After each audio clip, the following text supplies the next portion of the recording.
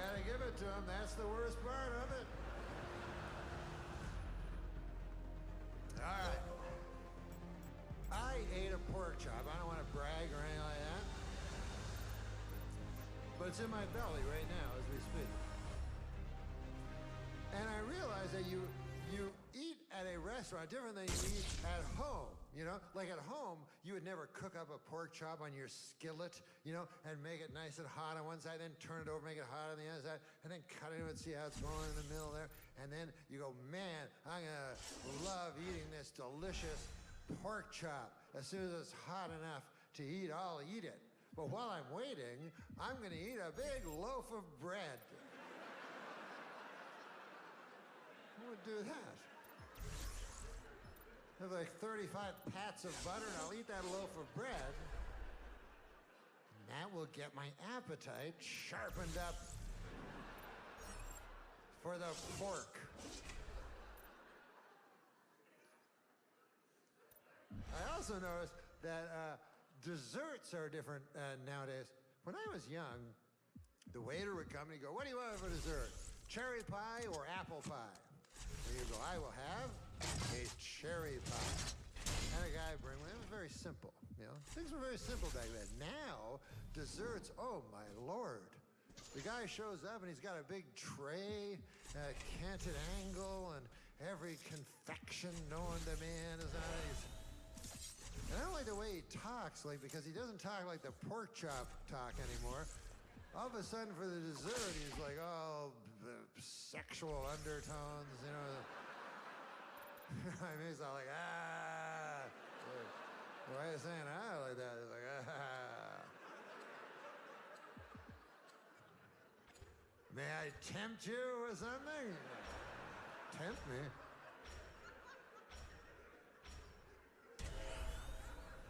You like decadent things? Well, I don't. I hope you left some room in your belly. Okay, listen. Are we still talking about desserts here? What's going on? I don't want to end up blowing you in the bathroom or something. I don't want to end up blowing the guy in the bathroom. Listen. I can be tricked as much as the next fella, and I don't want to be in the bathroom. Hey, wait a second. Whoa. Hold on here, maestro. I thought we were talking about a butterscotch pudding or something. I don't care much for you, Captain. I'll tell you that right now. I'll continue. I'm a man of my word, but I'll say this. Chief. Were my word, not my bond, then none of this. And I'm doing it reluctantly. I don't know if you noticed that, but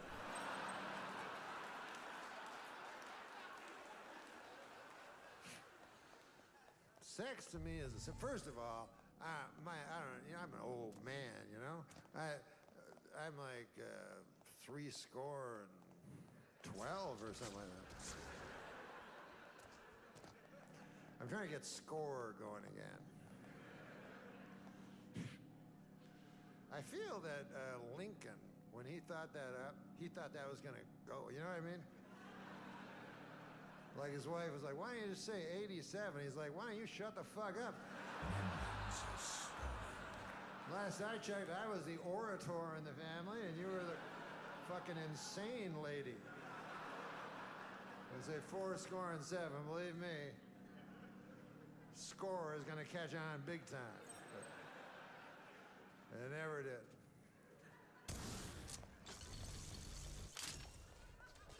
Here's another little presidential thing. You know, there's this story about George Washington, and they said, oh, he chopped down a cherry tree, a little child, and then he came home. They said, who chopped down a cherry tree? And little George said, it was I who chopped down the cherry tree. I cannot tell a lie. You go, wow, what a great story. What do you think about it in a little bit, right? Imagine if you and you get there, and you go, hey, what the fuck happened to the cherry tree? Somebody chopped it down or something? And then you go inside, and there's your child with an axe. go, what happened to the cherry tree? And then he goes, I chopped down the cherry tree.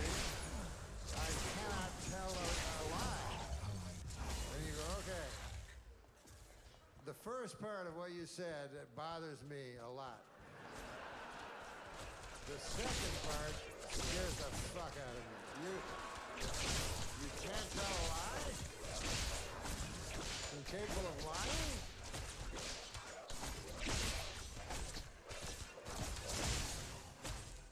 That would scare me.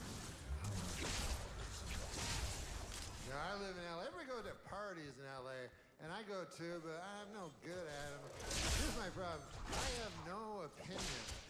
You know how people have opinions? Like political. Sometimes before I go to a party, I'll just turn on the TV, and whatever that guy said, I'll say that.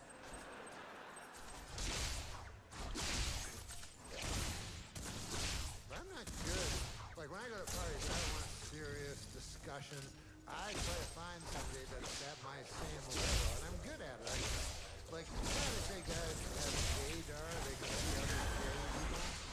I'm like that with guys at my same level of smartness. Like, I can see a guy in the corner and go, I keep up with that motherfucker right there.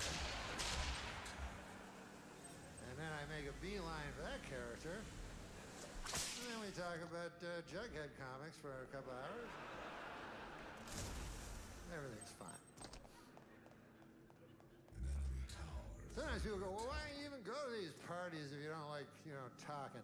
Here's why I go to parties. There's only one reason why I go to parties and why I love parties, because I love those little sandwiches where they're triangles, and they cut the crusts off, and then they're little equilateral triangles, and they put a little toothpick, and it has like golden cellophane. Red cellophane. Hey, 34 of those fuckers. And you can only get them at parties. Like, I've gone to restaurants where they got sandwiches that are shaped like triangles. And they go, no. All our sandwiches are shaped like sandwiches. I go, fuck. And then I go to like a grocery store. I go, yes, what aisle is the sandwiches with the toothpicks? I go, we don't got none. If you try to party, I go, I try not to go to those things. But I don't drink.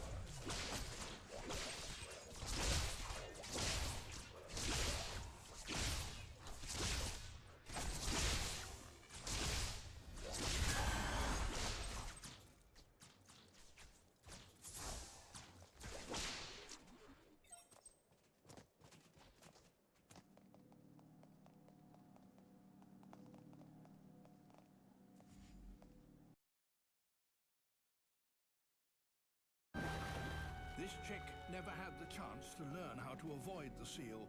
Its end is inevitable.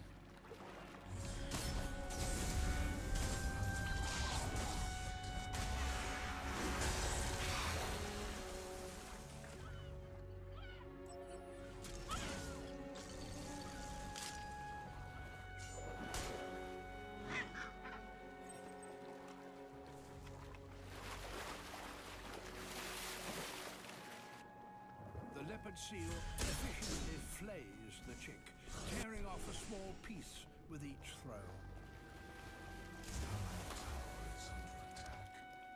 Others take their chance.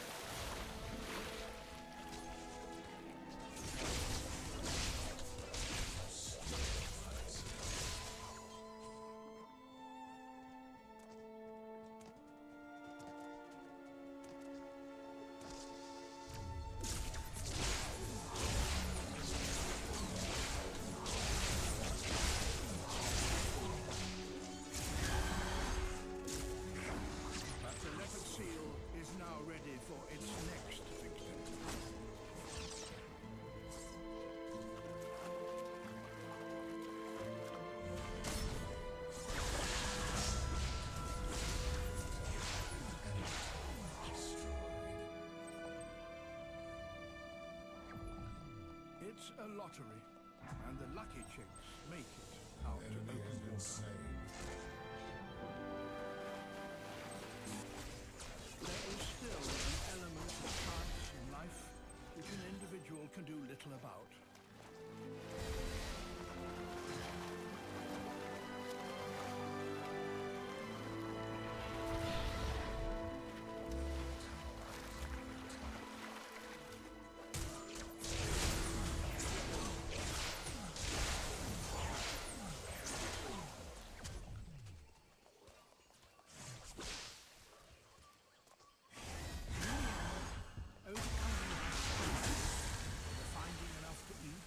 Outwitting your predators is only significant if life's final challenge can be met. Has been slain.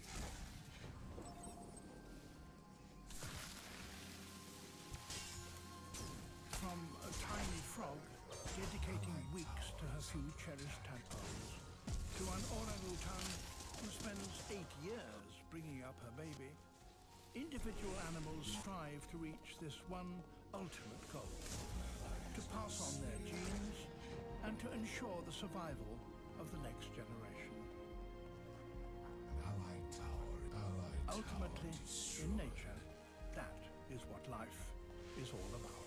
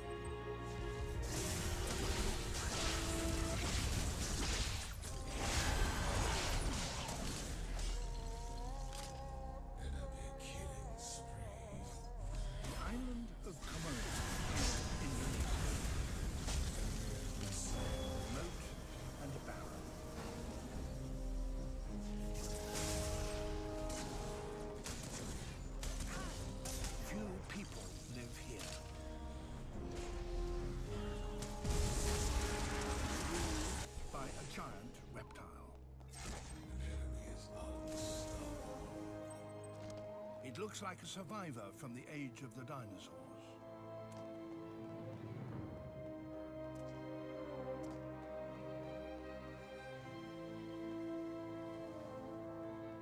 Komodo dragon.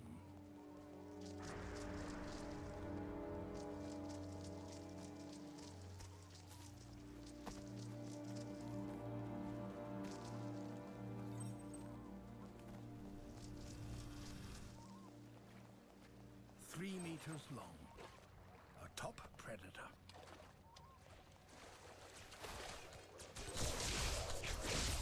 Only one thing can challenge a dragon's dominance. Another dragon.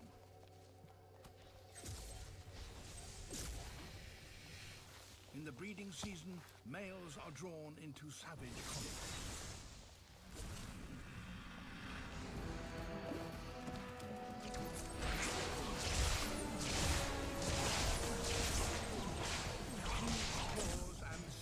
Serrated teeth can inflict terrible damage.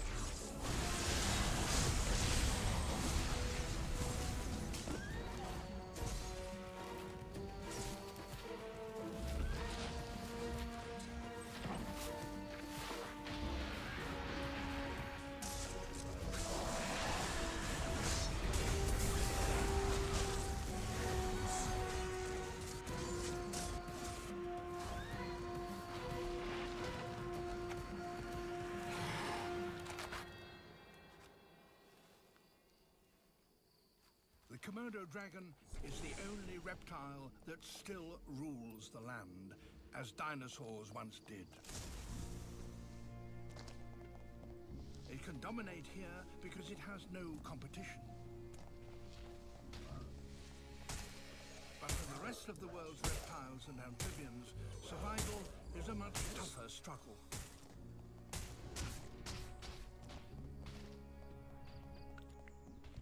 Like the dragon, reptiles and amphibians seem primitive, better suited to an earlier age.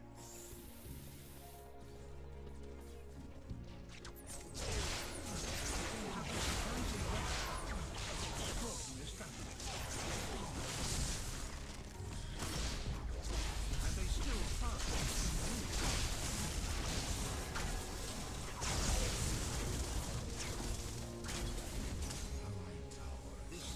Story of how they do so.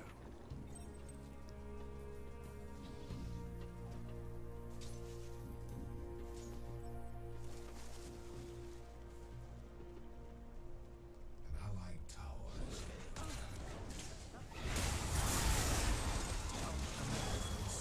the remote jungle where Brazil and Venezuela meet.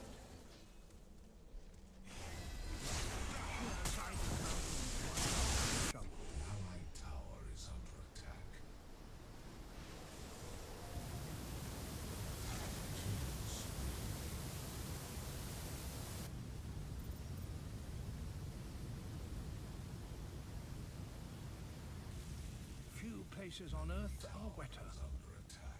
It's the home of some ancient and very peculiar amphibians.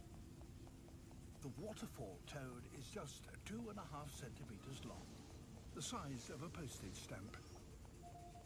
Its special gripping hands enable it to clamber safely high in the treetops.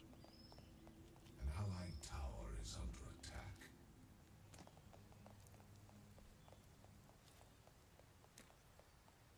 But it's not alone up here.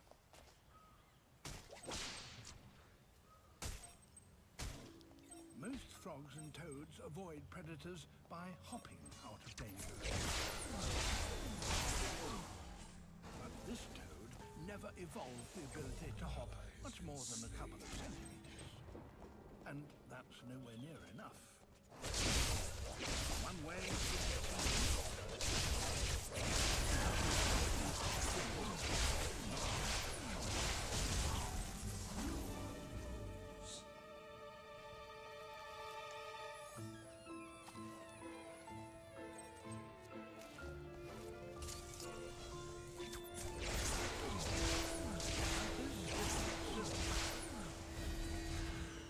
deliberate strategy, and one that depends on the size and strength of those extraordinary hands.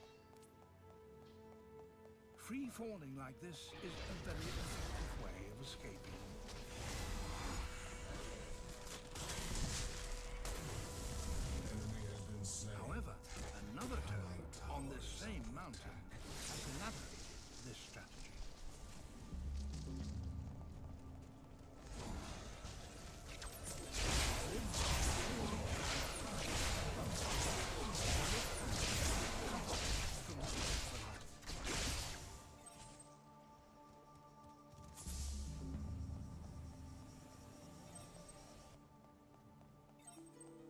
This is a pebble toad.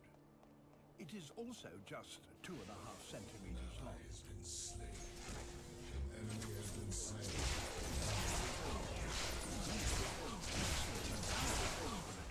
It's even wetter than the forest below. Killing spree.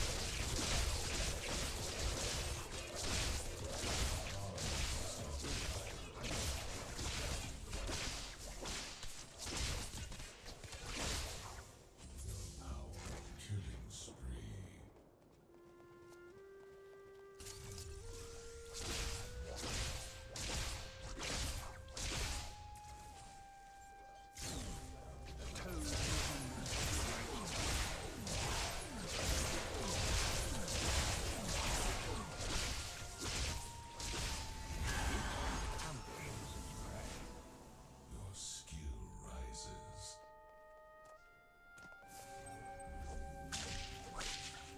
Like the waterfall toad, the pebble toad can't hop, but it has a different defense.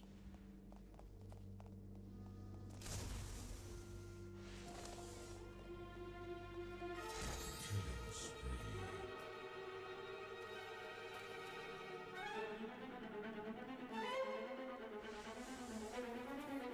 Dominating. It tenses its muscles, becomes rigid, and turns itself into a rubber ball.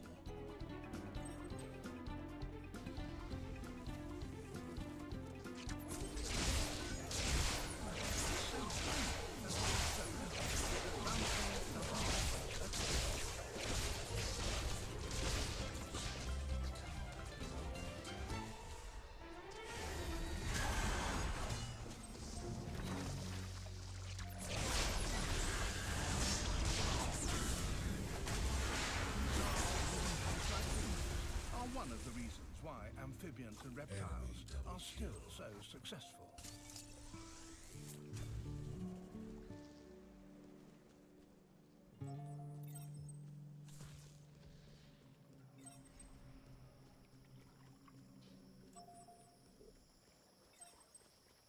Some of them, however, have hardly changed for tens of millions of years.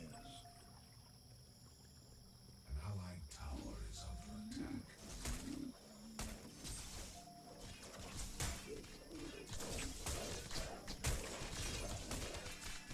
Brazil's Pantanal. 130,000 square kilometers of swamp.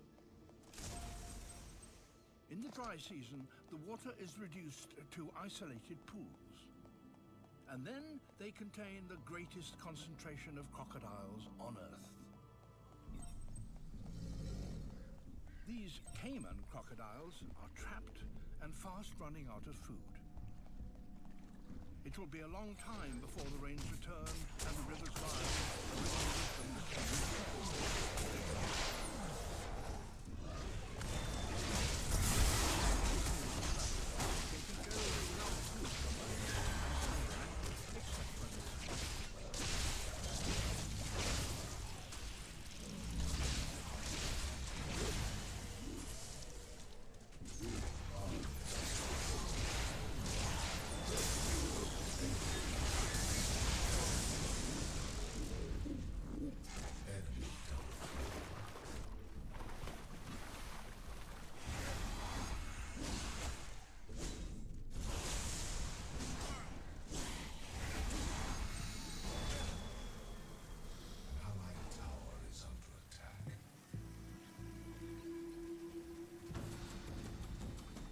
the last, the rains return and rivers swell.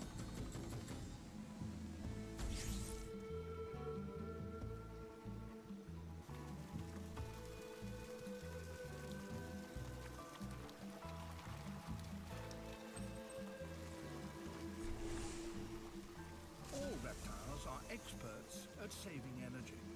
The caiman simply line up and wait for the fish to come to them.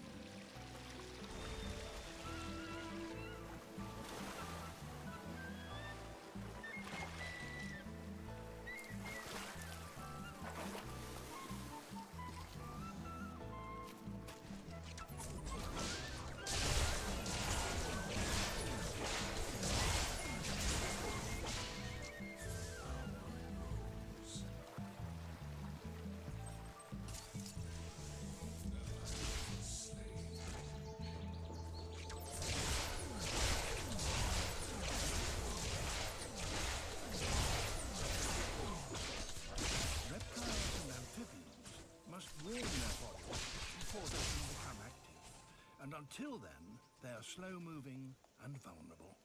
An allied tower is under attack.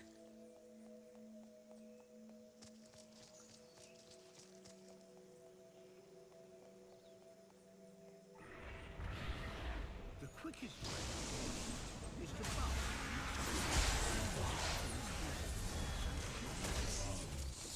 The trouble is that exposing yourself inevitably makes you easily seen. But a conspicuous perch over a river like this seems to be making yourself unnecessary. This battle's greatest loss comes from dark shaped barrier makes known. A hunting bird might expect it to flee to the tree. In fact, it does the opposite. This skitter across the surface of the water earns it precious seconds and the nickname Jesus Christ Lizard.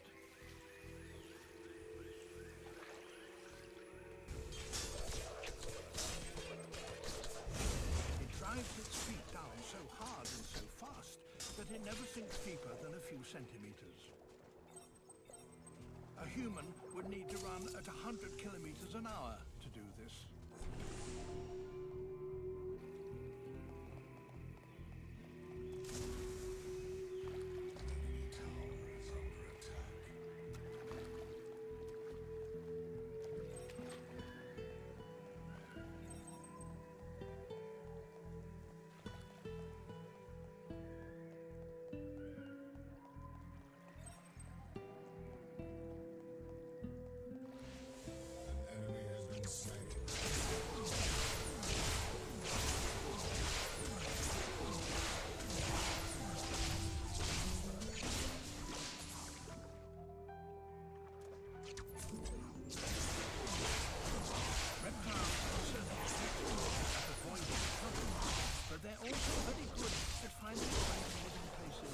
Seem to suit them at all. An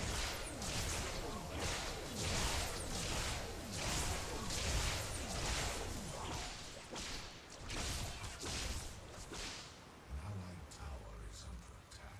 They once included the largest animals that have ever walked the earth, the dinosaurs. And some living ones are 1,000,000 times smaller than T-Rex, smaller indeed than some insects.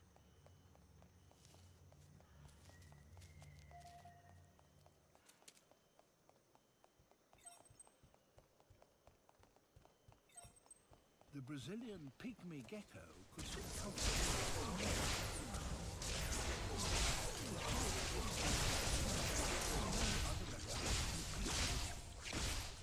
But it's so rare it can escape from the hunting monsters. The power grows.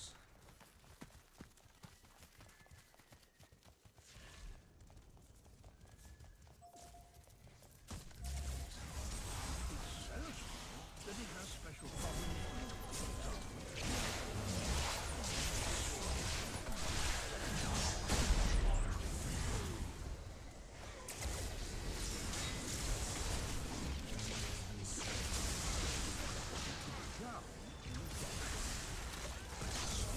Is hydrophobic. Rain cannot wet it. All enemies have Tumble into a puddle, you might think, would risk death by drowning.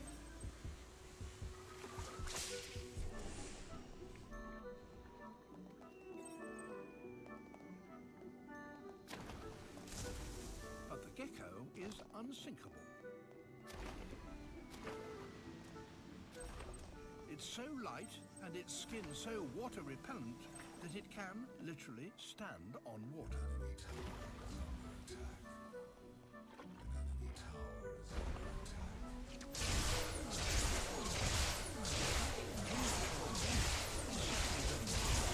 But the reptile body can be transformed even more dramatically. The power of the orb is yours. One of the most Madagascar.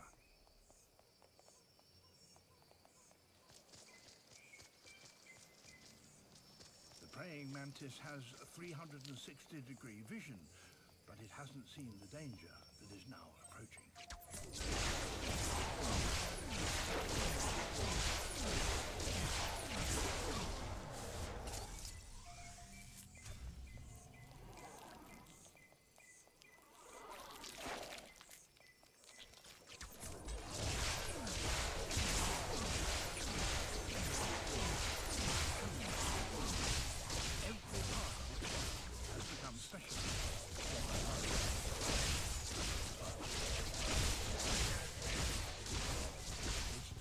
Have become grasping pincers. Its eyes rotate so it can look in all directions.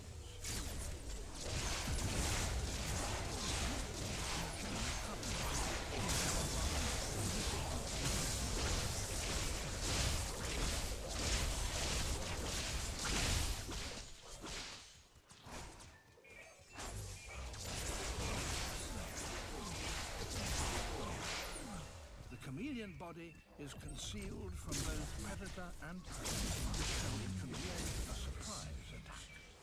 An enemy has been slain. Its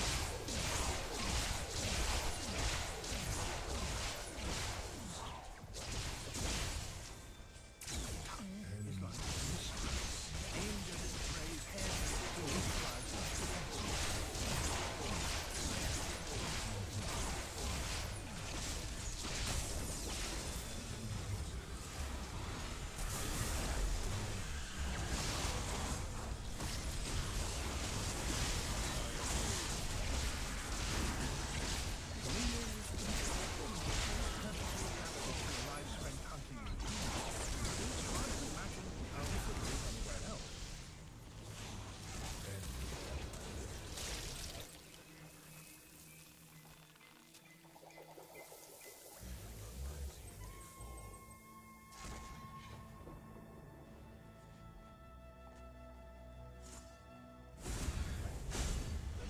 Desert. There are no trees for hundreds of kilometers. Yet these are undoubtedly chameleon footprints.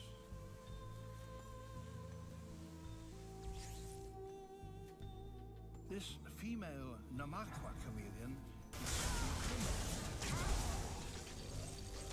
no part of her body seems suited to such an environment.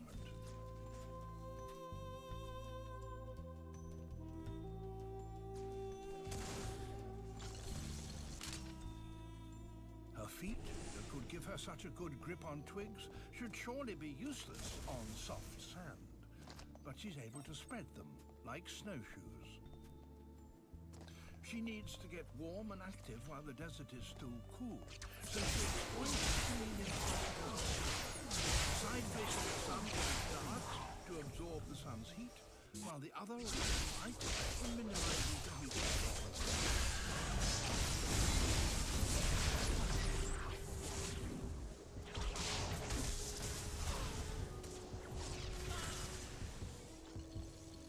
She's hungry, and food is scarce, but she's still not quick enough to grab these desert beetles.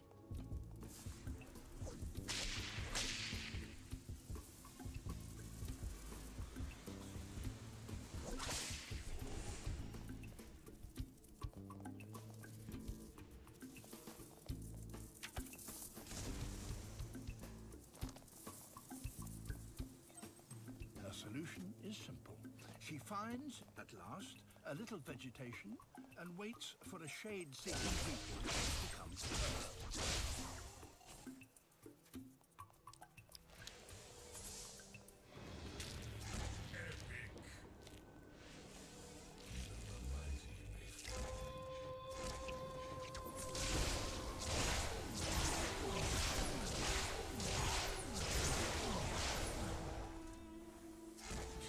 On she goes, in her search for a mate.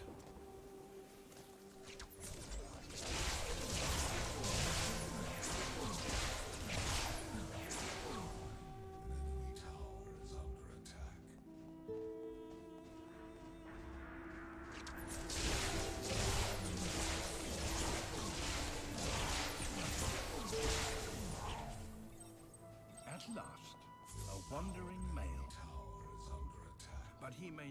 treat her as she might.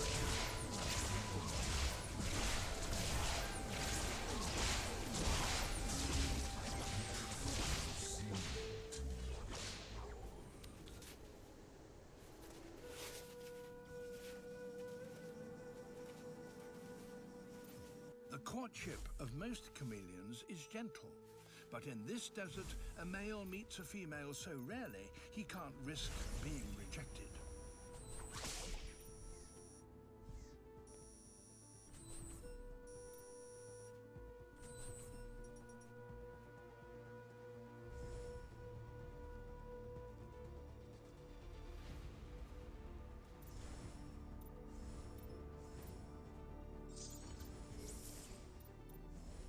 She marches on, now carrying a new generation.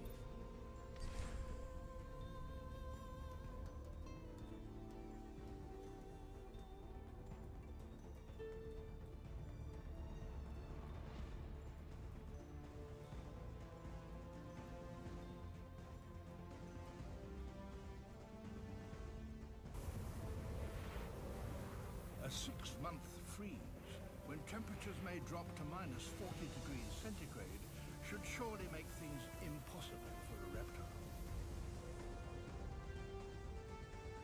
But here in Canada, beneath the thawing snow, something stirs. A male red-sided garter snake. He survived the winter by hibernating underground, where the temperature never dropped below zero. The weak sun persuades more males to emerge. They're cold and can't move fast, yet they are in an urgent race.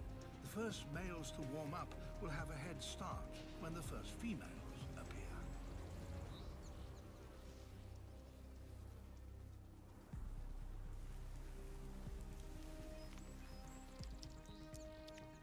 Meltwater provides the first drink they've had for 6 months.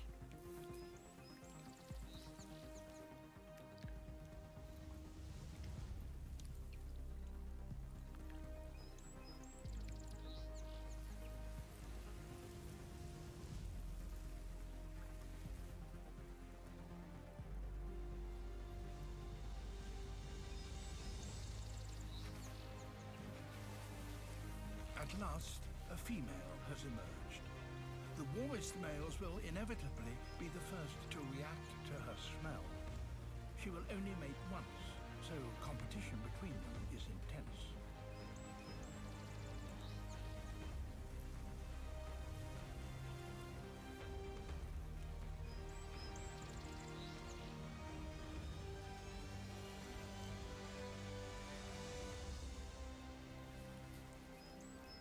This male has overslept. He will need hours to warm up. At the moment, he stands no chance of mating.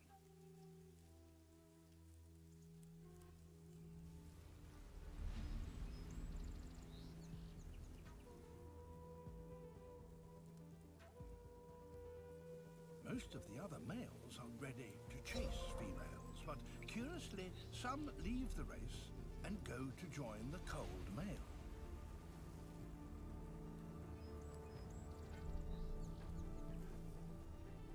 They slide their warm bodies over him just as they would if they were courting a female.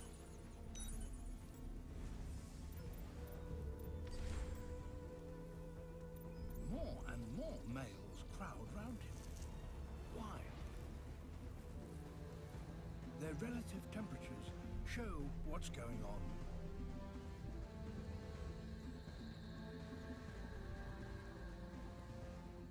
His cool body, showing as blue, is quickly warming as it absorbs heat from the other males. He's a trickster. He's fooled the others by giving off a scent just like a female's, and they are trying to mate with him. He only needs a few minutes of this to steal enough heat from his rivals to catch up and join the chase. Every spring, tens of thousands of garter snakes fight it out in this mating frenzy.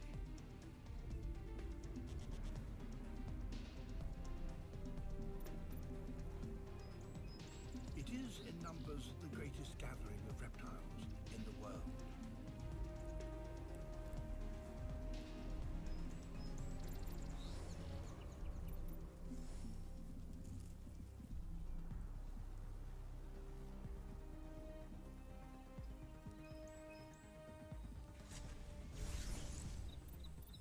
Getting a mate is just the first challenge a reptile faces when it's ready to breed. This collared iguana in Madagascar will only lay one batch of eggs this year, so she needs somewhere safe to hide them.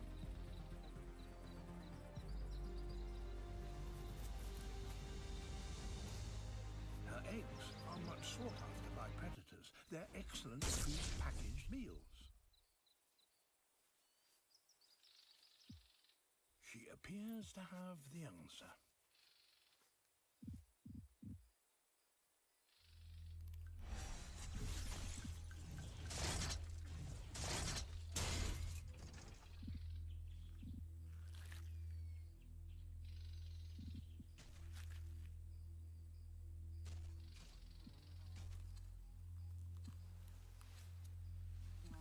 She covers all traces of where she buried them.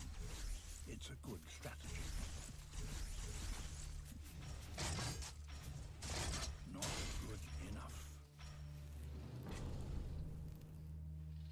Hognose snakes have learned to keep watch on iguana nesting sites and to note the precise place where the eggs lie buried.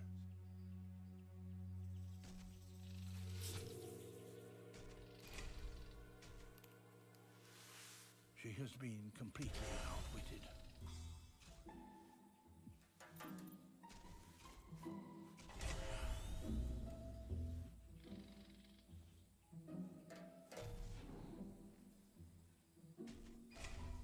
She can only stand by and watch as her precious eggs are eaten. Next year, she'll have to find a nesting site without a hognose snake.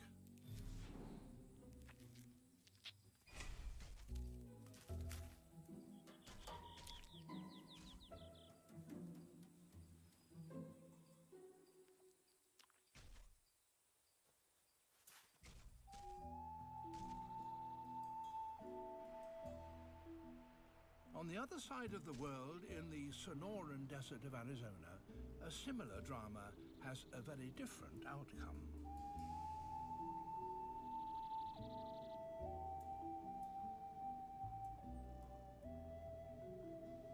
A female horned lizard guards her buried eggs and is keeping a lookout for anything that might interfere with them.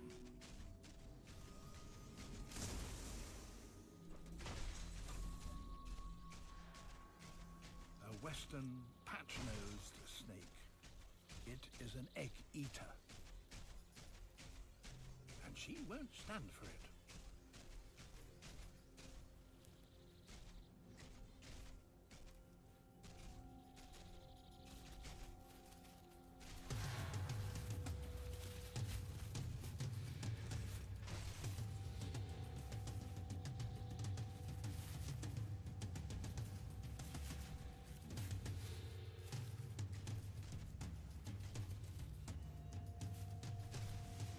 The patch-nose is no match for this kind of aggression.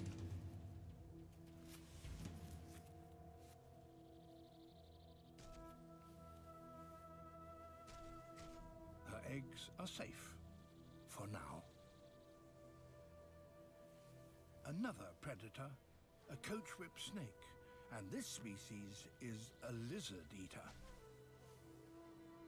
And she can tell the difference. The snake is too fast for her to outrun it, so she makes herself look larger.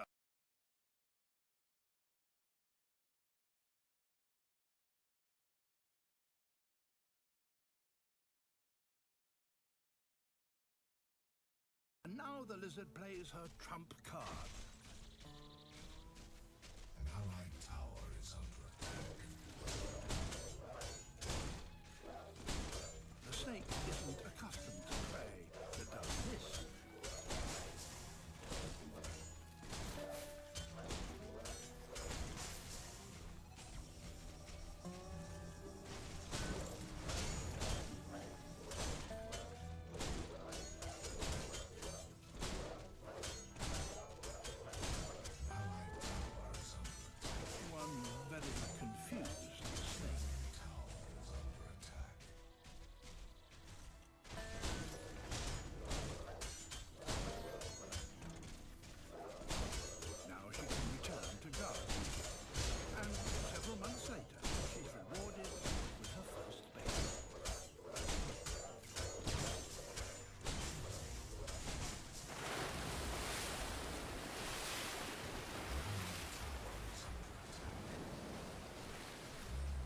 Looking after your eggs is an even greater challenge for reptiles that have left land to live in the sea. The Pacific island of Niue is home to the world's entire population of one particular type of sea coat. This snake is superbly adapted to life underwater, except when it's time to breed. After a few minutes in a mating coil, the female is fertilized. But now she has a problem. Reptile eggs can't survive underwater. The developing young would drown. They have to be able to breathe air. She and her eggs are both vulnerable to predators if they return to land. But she has an extraordinary solution.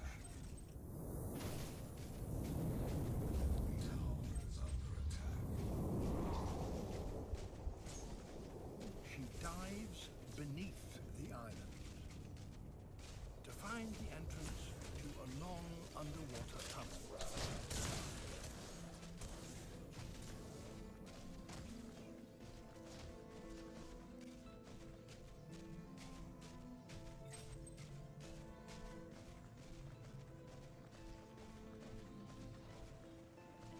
Allied tower is under attack.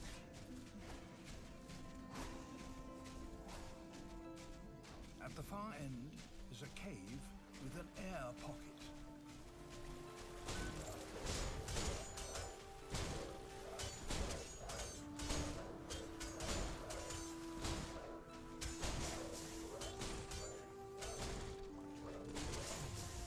Allied This tower is the dry land her eggs need. There are no predators here. The cavern is sealed by a roof above and the water below. She searches for a crevice where she can deposit her eggs.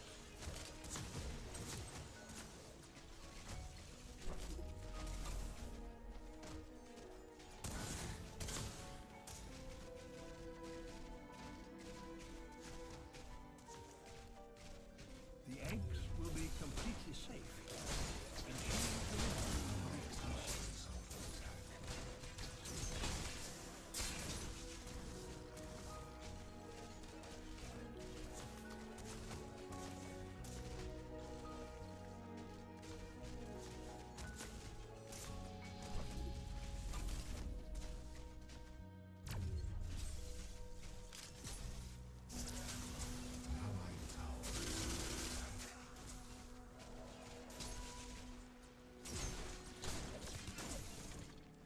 6 months later, a baby snake takes its first breath.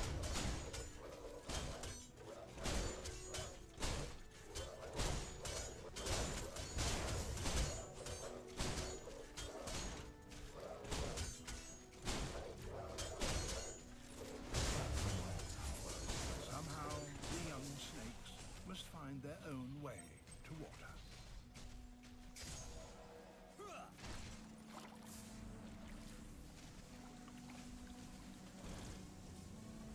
Then down the tunnel and out to sea.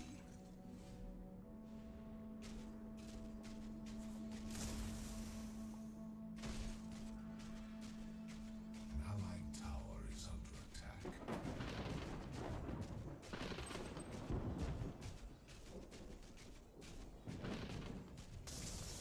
Allied tower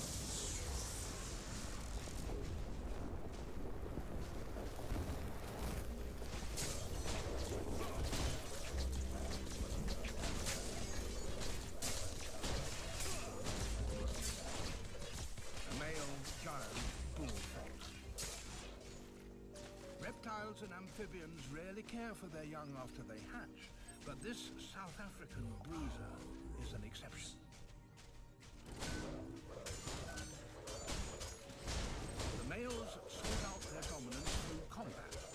The strongest will mate with most females.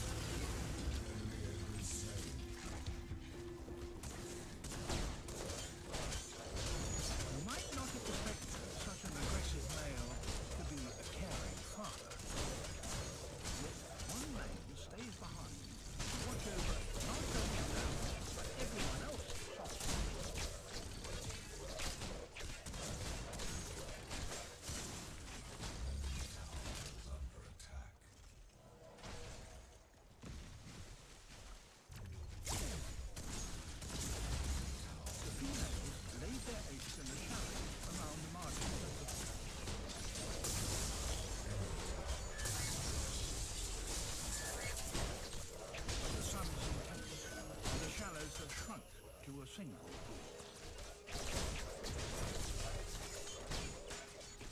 There's a real danger that the tadpoles will distract you. The guardian male.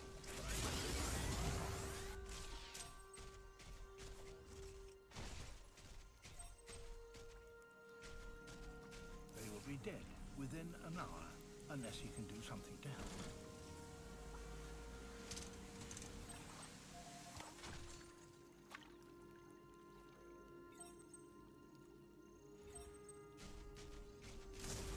There is only one thing he can do to save them. An allied tower is under attack.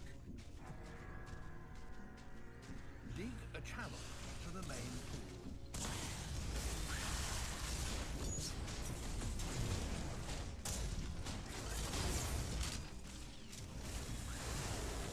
Enemy has been slain.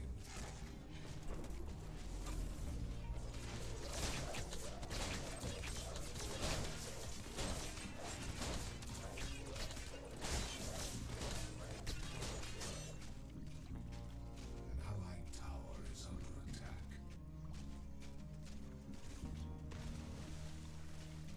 An enemy tower is under attack.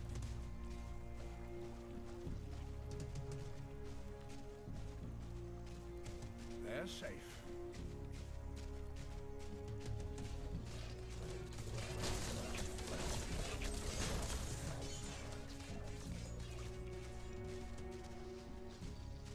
Remarkable innovations have made amphibians and reptiles a modern success story.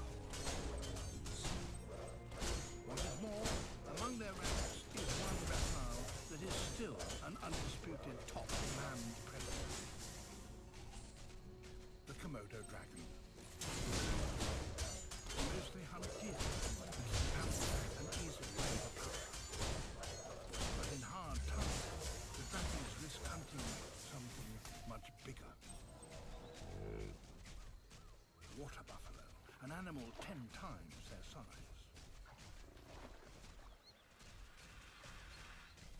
An enemy tower is under attack. Until now, the dragon hunt has never been filmed.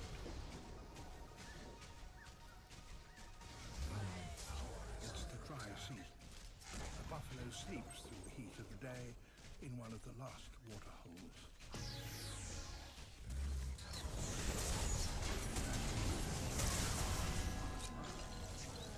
The buffalo sees the moving as just an invitation, not a danger. enemy has been slain.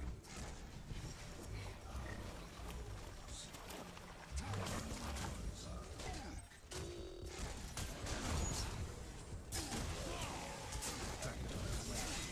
A jab or a kick could injure it fatally. Allied tower destroyed.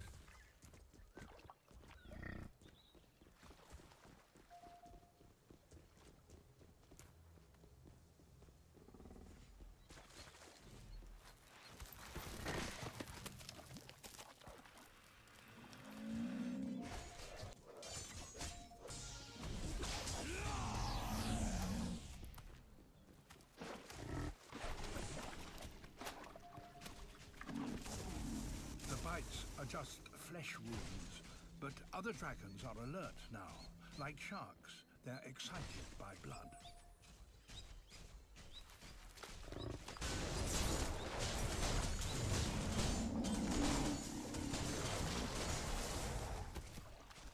The buffalo leaves with just a limp. Dragons appear.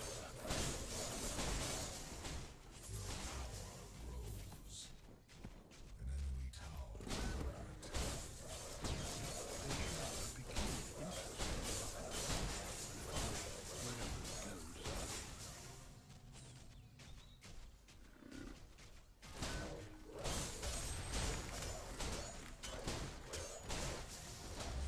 As the days pass, the buffalo's wounds don't heal.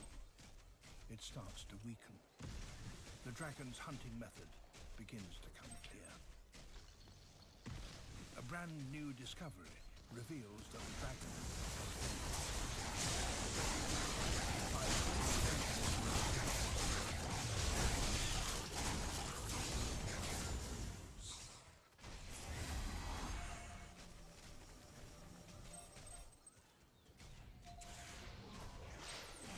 The dragons can afford to wait for a meal of this size. They simply stick close to their victim and conserve their energy. Thousands of years ago, dwarf elephants lived here. The dragons probably hunted them in exactly the same way. But the process is a long drawn-out one.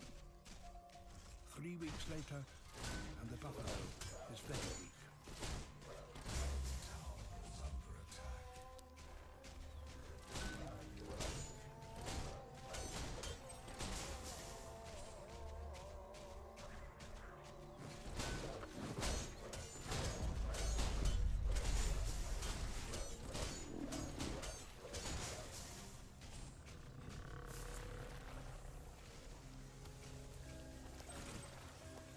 The dragon sense that the end is near.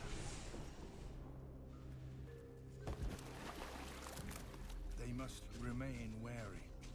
The buffalo could still lash out.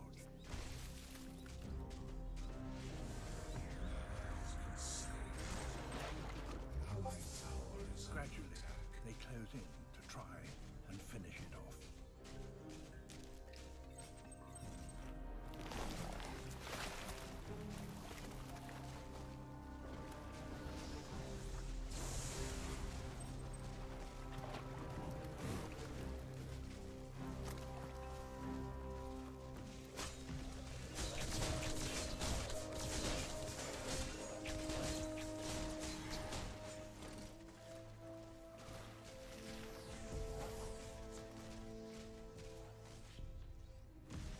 The dragon's strategy is certainly merciless, but it is the only way that they can get a meal like this, and in hard times they need it if they're to survive.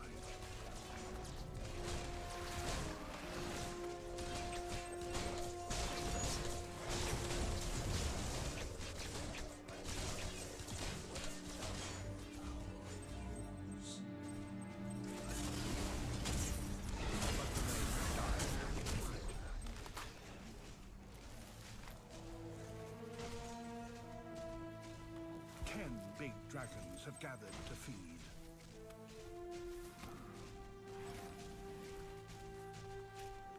They stripped the buffalo to the bone in just 4 hours.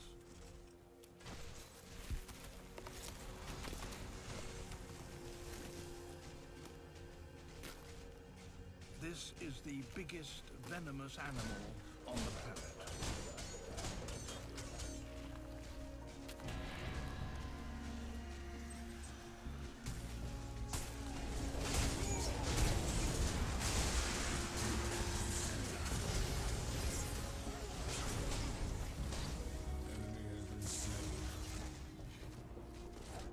We don't need tales of Jurassic Park and velociraptors to see a reptile-dominated world. It's all here.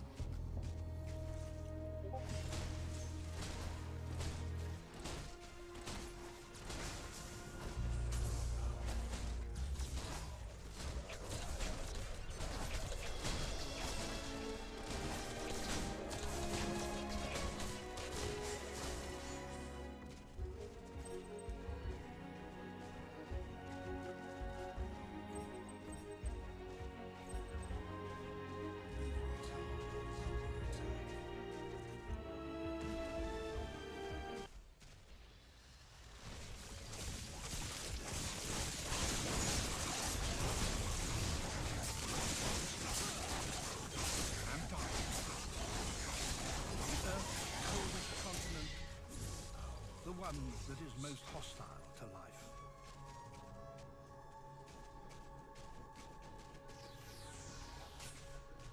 Here, 1,300 kilometers from the south pole, it's 40 degrees below zero. Of all the millions of species of animals on Earth, only one can live here.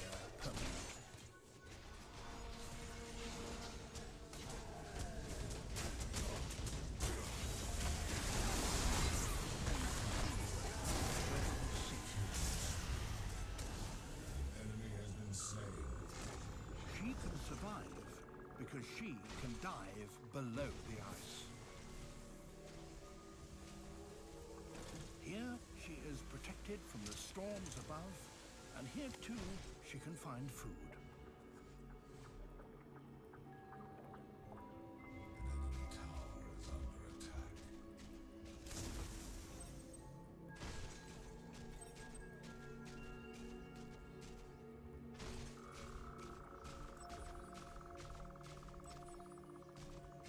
But she is a mammal, and she has to breathe air.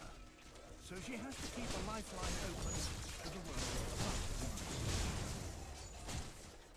Not only for her, but now for her newborn.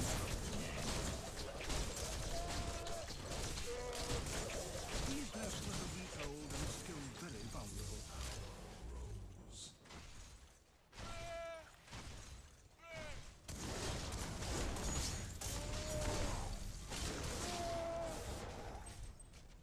A blizzard blows in, and with it, storm-force winds. It could last for a week.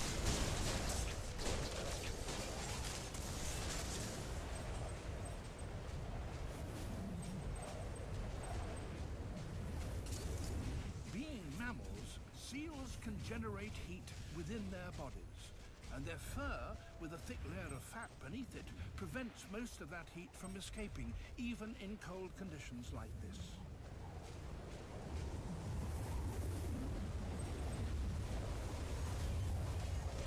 What is more, she is able to feed her youngster with that mammalian speciality, milk. And while she does so, she shields him from the worst of the blizzard.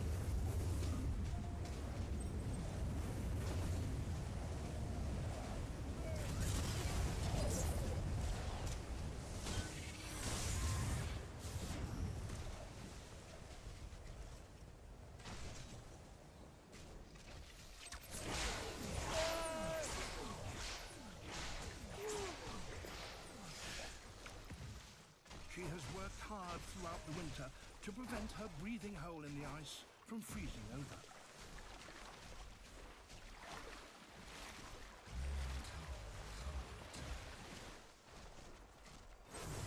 Enemy tower destroyed. That requires constant attention, filing back the edges of the hole with her teeth.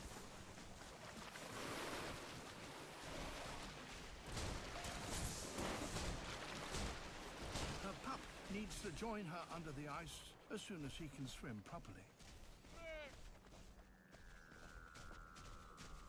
She encourages him to take his first plunge, but hardly surprisingly, he's not keen.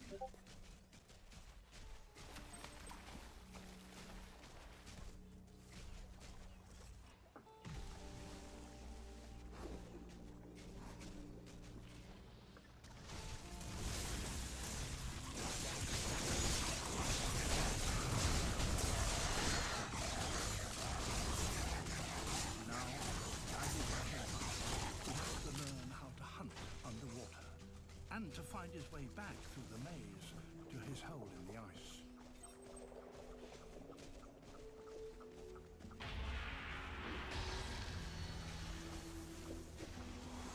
Enemy has been slain.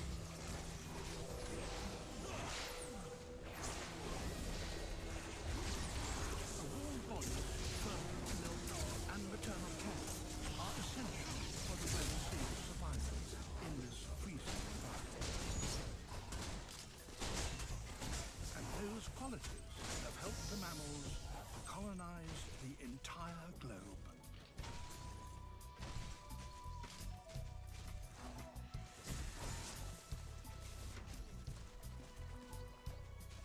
Equatorial East Africa. It's hard to imagine a place more different from Antarctica. Rose. To survive here, mammals need additional channels. This tree shelters the territory of a tiny mammal that spends its whole life in frenzied activity. It used to be called an elephant tree, but now it's called by its African name of sage.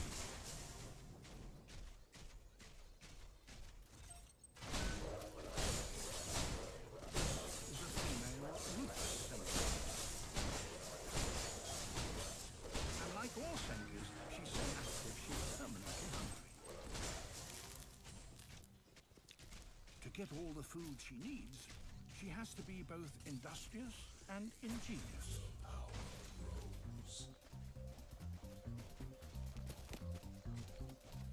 She has made an intricate network of trails that enable her to hunt her insect prey very efficiently. But these pathways are not her enemies.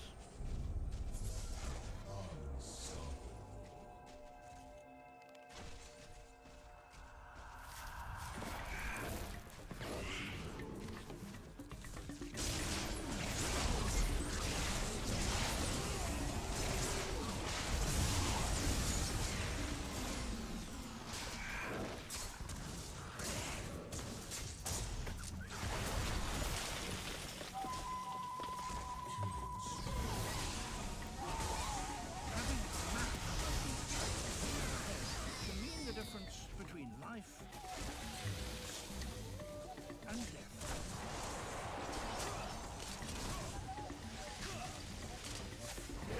Like most mammals and unlike reptiles, her legs are directly beneath her body.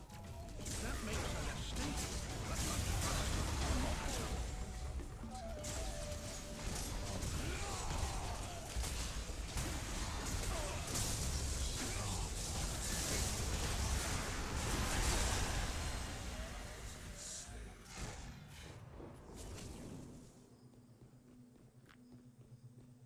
Not only has she outrun this reptile, she's outwitted him.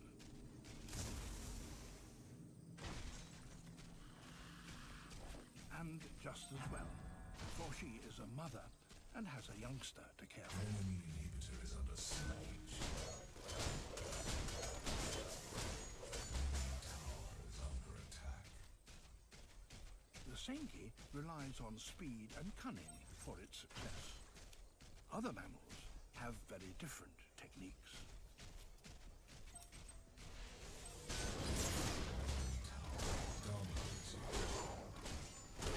in Paragon, one of the most bizarre of all mammals is on the prowl.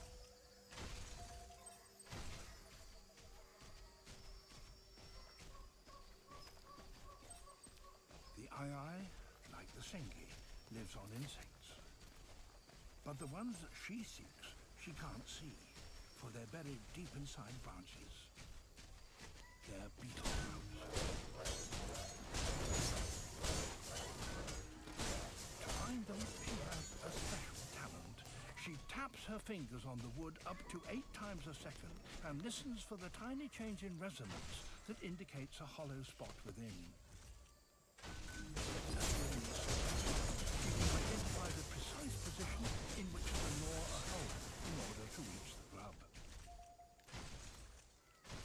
And she has a grotesquely long middle finger with which to skewer it.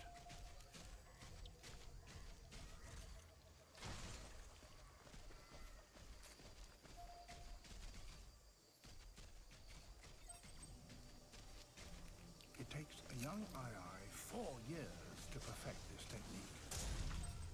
But once it has done so, it can collect prey that no other mammal can reach.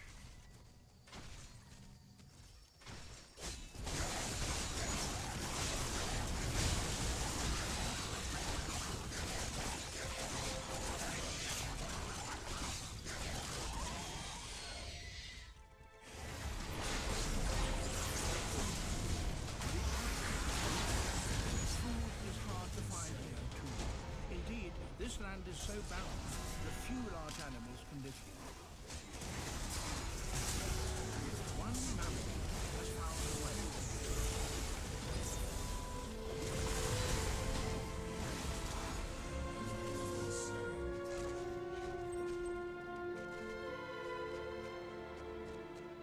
It's late spring, and as the mounting strength of the sun warms the land, 8 million reindeer move north.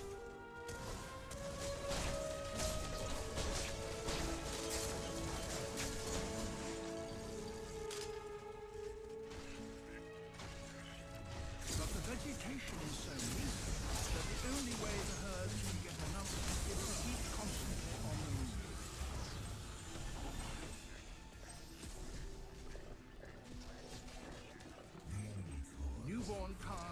soon discover that they will have to spend every day walking in search of food. They have extraordinary endurance. Some of these animals, before they die, will have trekked for a distance equivalent to 3 times around the Earth. Speed is now but this is also the time when the reindeer's worst enemy, biting flies. The flies not only drive them to distraction, they can drain half a litre of blood each day.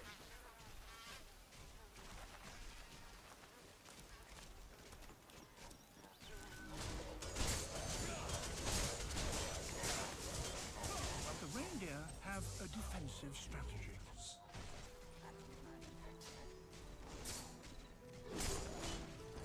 Each individual tries to push its way into the center of a group where there are fewer flies.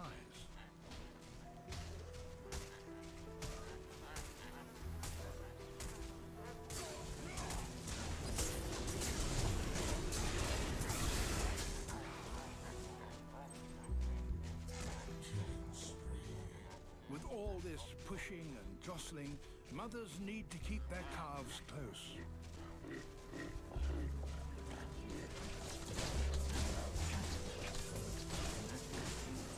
Sometimes the flies become so bad that the reindeer can stand them no longer, and they float to higher ground where the flies can't follow.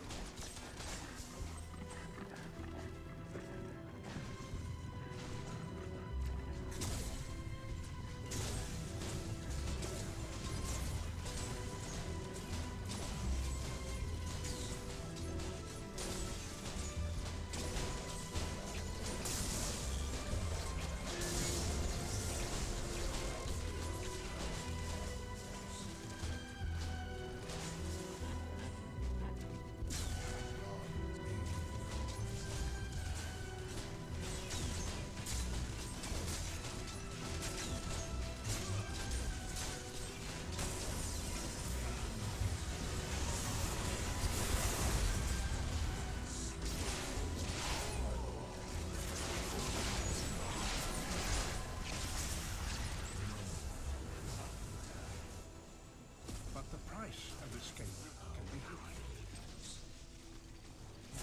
In the rush, one mother has lost her baby.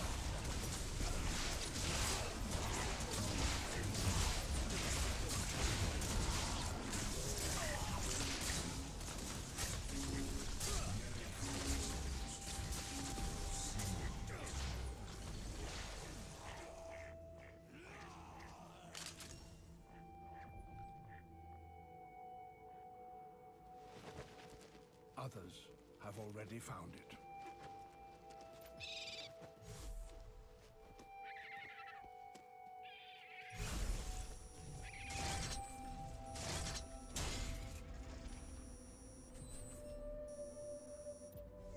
The herd has long since moved on, but her maternal instinct is so strong, she'll stay to search for her missing calf for days. The reindeer are free from flies for now, but with no food on these high slopes, they will eventually be forced to descend to find new pastures and face the biting swarms once more.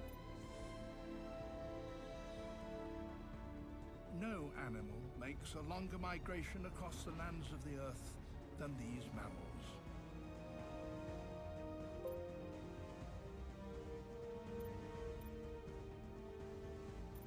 Other mammals have found a more economic way of traveling huge distances.